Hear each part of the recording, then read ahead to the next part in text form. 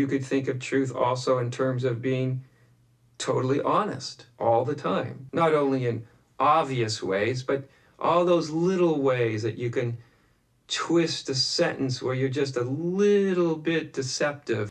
This is something I catch myself doing on this channel. We're rolling.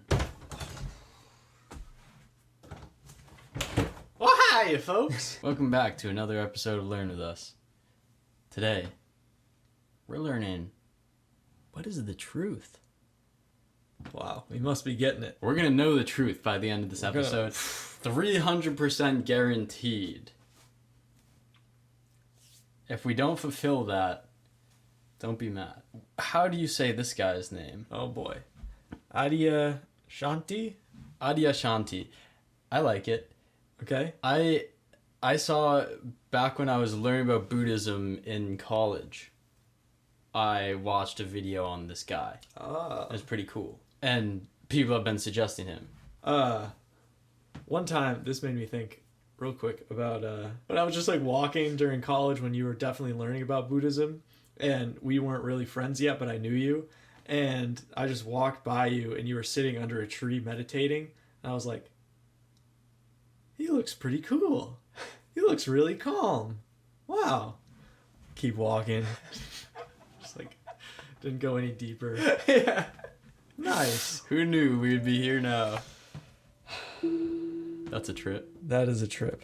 All right, let's do it. If you want to practice an embodiment practice, if you want to embody your deepest experience of being, telling the truth is about as good and direct as it gets. And most people think that they basically are truthful. They basically, and to one extent, I guess, people are relatively truthful, but when you really look at it for a given day, and how do I embody the truth of being? Well, I start by telling the truth. What could be more simple? What could be more direct and obvious? I've found that I don't necessarily, this goes back to the episode we were just watching of Acharya Prashant. I think that's how his name's pronounced. When I was saying how, where my mind's going is, I don't necessarily think that I explicitly go out and lie a bunch during the day, but I do lie with how I am being. Whenever I rise up into my personality, like I was talking about, that is me lying about what's true to me at the moment. Because I want to make someone else feel a certain way, which is the same reason I've found why you were to explicitly tell a lie. Because you want someone to feel a certain way that isn't what happened or isn't you, isn't the truth. Yeah. I like this approach of being like, if you're looking for X, find the simplest way you can do X. Yeah. And do that. That's nice. You know? Yeah. Because there's like infinite that you can go deeper. Yeah. The hardest part is starting. Embody the most truthful experience of being that I know in my life, in my relative experience, through my humanity. How do I do that? Well, you start by telling the truth all the time. Okay, great. What is the truth then? Right? So we're not talking about absolute truths. We're talking about what seems to be true for you. You could think of truth also in terms of being totally honest all the time, totally sincere all the time, never deceptive, never deceiving, not only in obvious ways, but all those little ways that you can twist a sentence where you're just a little bit deceptive, where you're not really being completely honest, maybe 85% honest, but not completely honest, you know? And this is something I catch myself doing on this channel. You know, because we are presenting something to you. Yeah. And there are times when I fear a certain judgment from you, or like if I say a certain something, that it could change your guys' perspective of us. Oh, yeah. Or me, or the brand, you know? The brand. The brand. Learn with us. But it's these small things. And it's like I'll hesitate a few times while I'm saying something. And I'm like, I think of the way that's least, the path of least resistance. Yes. Yes. And I feel like it's all the time in daily life.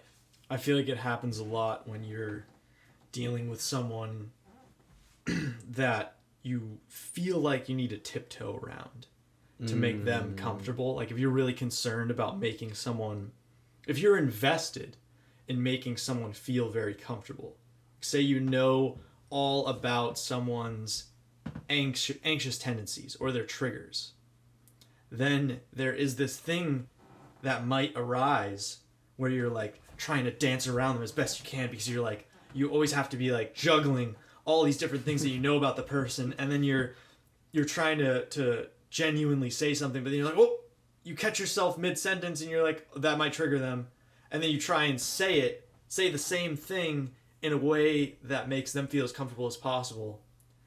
And it's just not a way to live. And all you're doing there too is putting them into a box. Yes. That you are trying to predict what's going to hurt that box. Exactly. And then it's like you're disempowering them. Right. And you're trying to make them feel as comfortable as they possibly can, which doesn't lead to growth.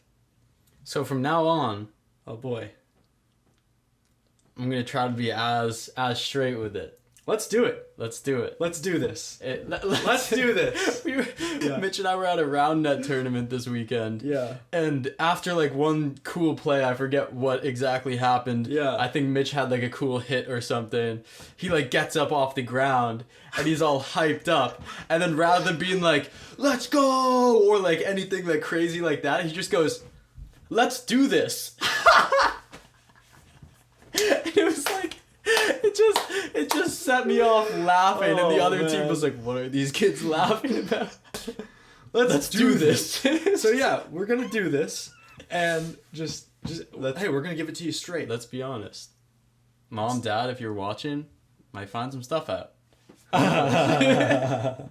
No, I think I'm pretty honest with my parents, but I'm sure I dance.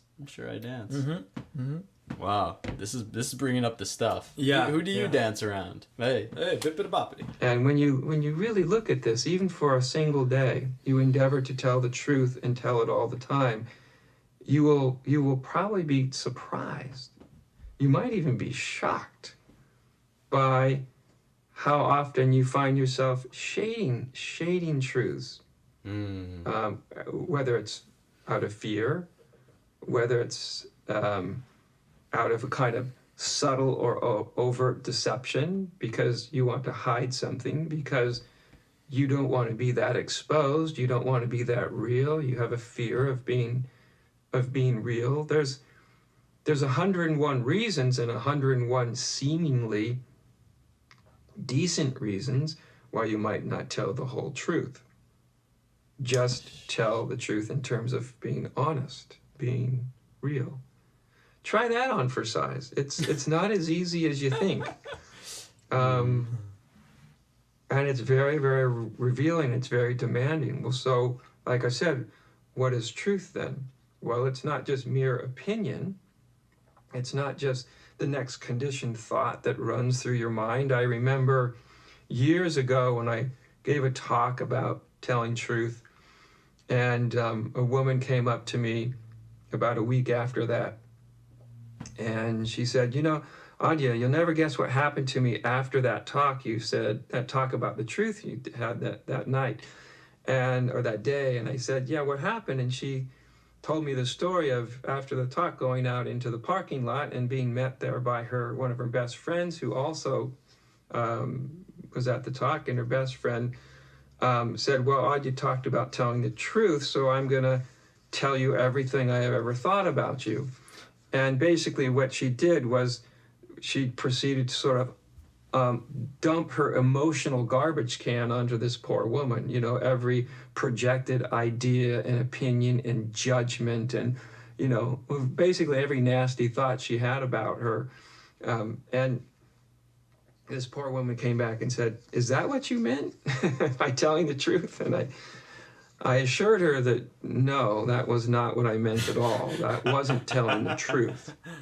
Telling the truth isn't just unloading your judgments on somebody.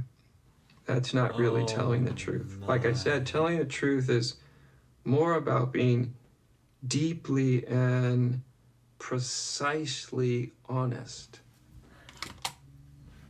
He didn't even need to say at all what telling the truth was, because of the way he said, "That's not telling the truth." Did you hear that in his voice? The way everything changed, like the energy of the whole video just changed right there. That It brought you in close. that was yes. Brought you in close to yourself too. You're Lean like, in. what is the truth? What is the truth? Yeah, that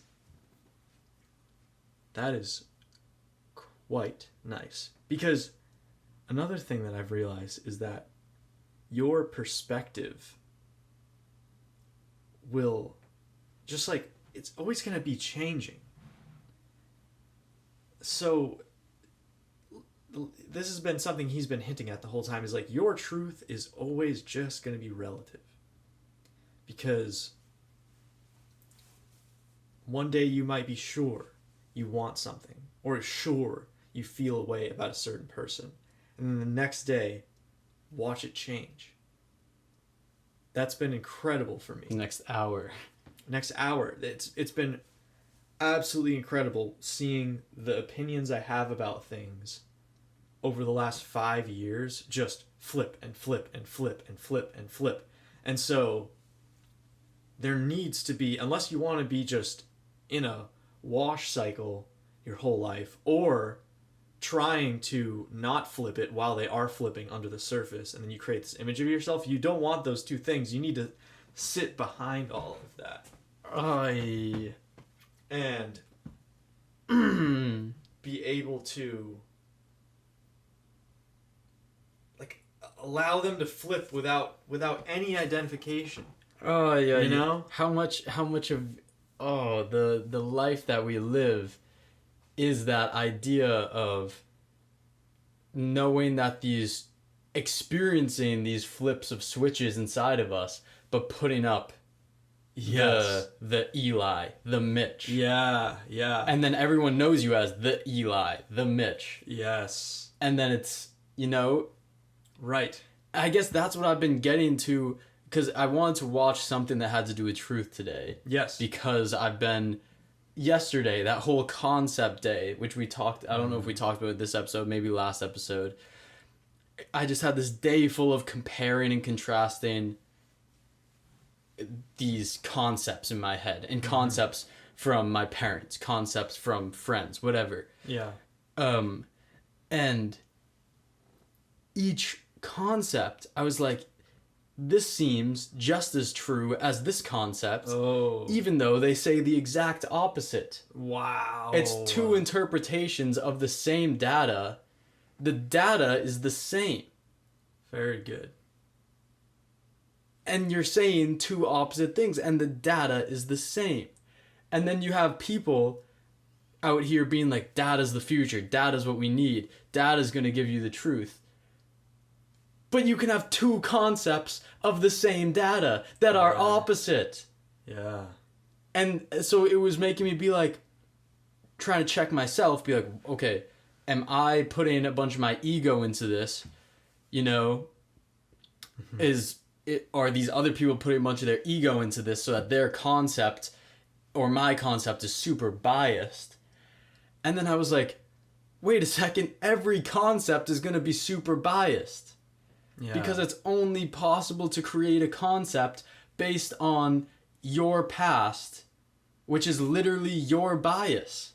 Yes. And so there's no point in like sticking to something, sticking to a belief or a stance or like, like as hard as you can, because though the externals will try to make you do that. That is a external pressure that you will feel. The key is to follow whatever you're following. Like for me, I try to follow intuition and feeling, and then just go on that and allow it to change if it changes.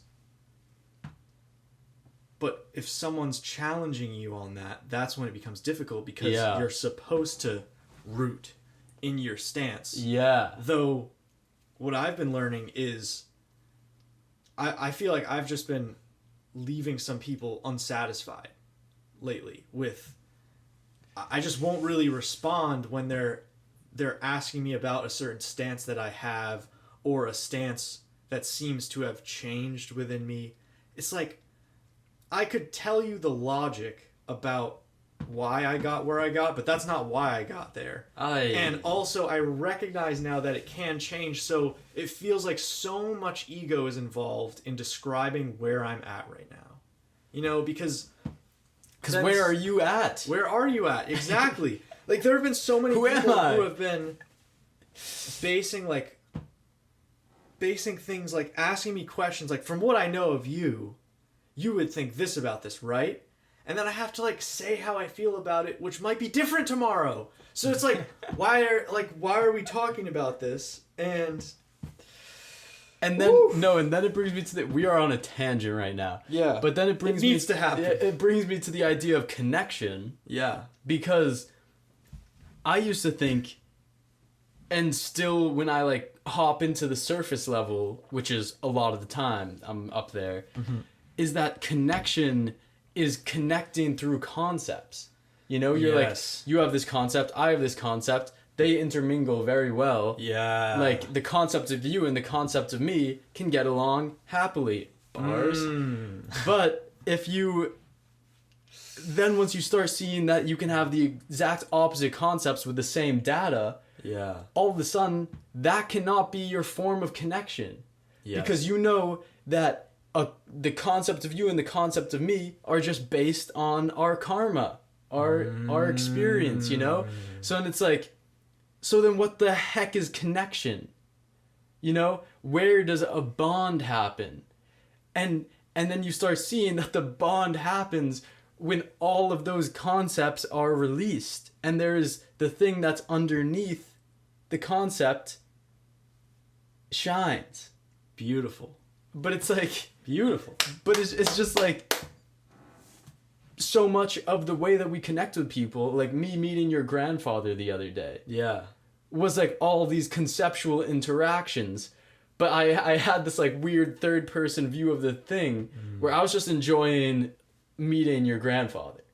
It's like you're enjoying the energetic connection. Yes. You know? Because that's what I found is the only way that it's genuine, is if it's an energetic connection with someone. Because everything on the surface, all that matters is if you strip that away, if you're still feeling that connection. Like, that's the important thing. Because if you're meeting on the concept level, then someone on another party line from you, that takes away that possibility of connection. And it really, in a lot of ways, just takes away the possibility of full connection with anyone, because you're never going to align all your mental concepts with another human being. It's not possible. Even though, and so we build up that, you know, invisible connection police wall, because invisible connection police are like concept based. Yes. You know? Yes. And then, but then the really interesting thing is when you meet someone who's so different from you, and you feel conceptually, and then you feel this crazy connection to them. I'm sure you can all think of situations where that's happened to you. Incredible. Yeah. And it's like the connection happens faster, more naturally, and all these different things, because you cannot connect on a conceptual level. You cannot fake it. You cannot exist up here. Woo! Zada! Zada! Anyway, back to the video. Spelliamus! Wow, that was long. And telling the truth means being very open to having your truth change.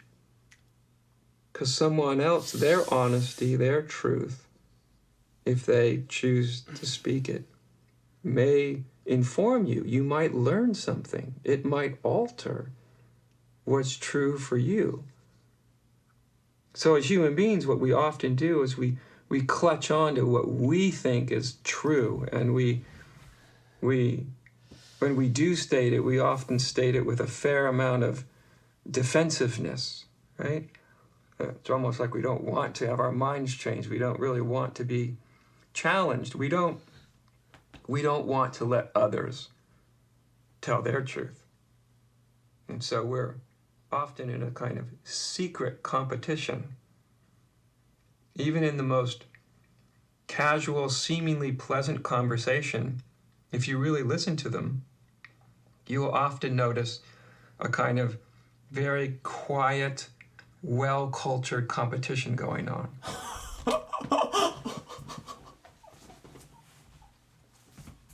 The craziest thing that I've realized in this realm, first of all, that was just like what we were just had a whole conversation about. Yeah. That is crazy. He just said it a lot faster and a lot more elegant. Of course, naturally. What I've found is that when someone is making a judgment about something, similarly to like the underlying like calm competition, like that weird like sneaky competition thing, when someone makes a judgment about something, say like I had a friend talking to me the other day, and they were talking about how they said this group of people is too far this way, and this group of people is too far this way, as if it was like on a line.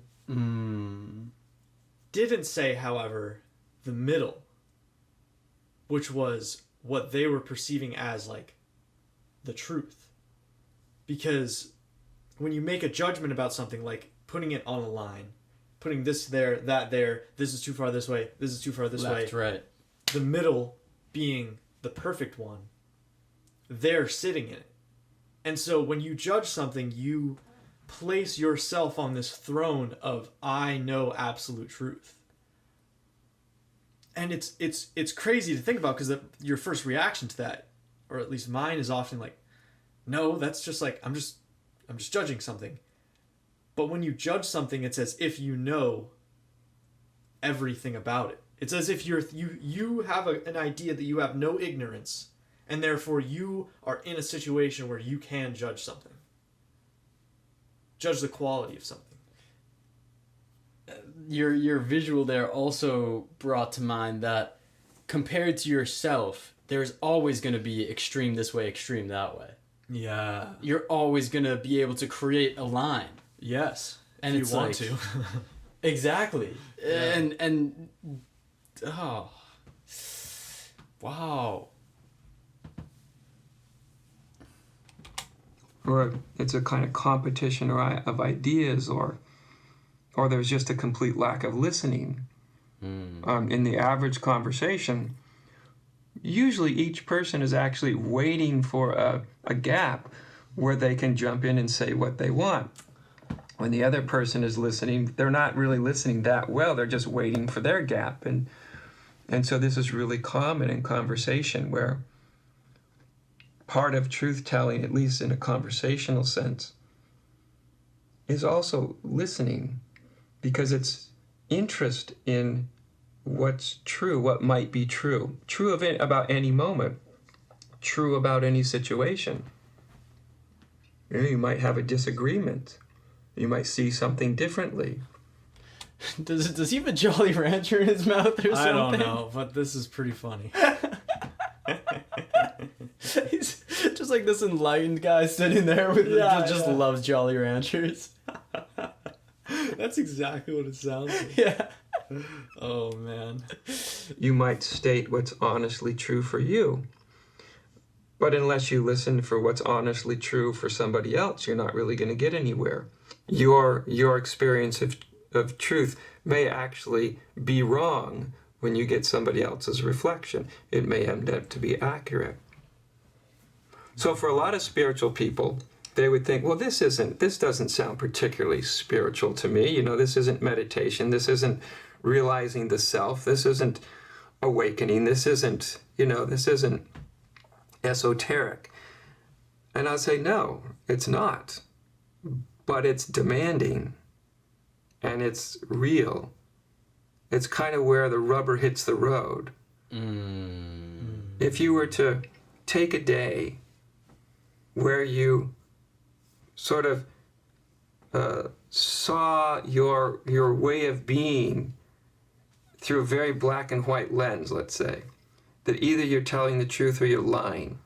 So if you're shading a little bit, that means lying, right? Because human beings, especially adults, we never like to admit to ourselves when we're lying. We say, well, I'm shading, I'm not, and I'm doing it so for somebody else's, I'm doing it for their sake. Say somebody, your husband or your wife asks you how you like some piece of clothing they got, and maybe you actually thinks it's hideous, right? If you were to tell the truth, does that mean you just have to say, oh, that's hideous, darling, that's awful? Well, that could be one way of telling the truth. But if you have had a little sensitivity, you also realize there's more than one way to tell the truth. Whoa. If you don't feel like you want to be that blatant, you could say, well, it's not really that important what I think. It's what do you think it is? How do you feel about it? No, but I want to know what you think. And there's lots of ways, you don't have to say, it's terrible, it's hideous. You can say something that's truthful and honest that may or may not be quite so overt, right? Well, it's not my favorite thing, or whatever it is. Or I like this about it, but that about it doesn't turn me on so much.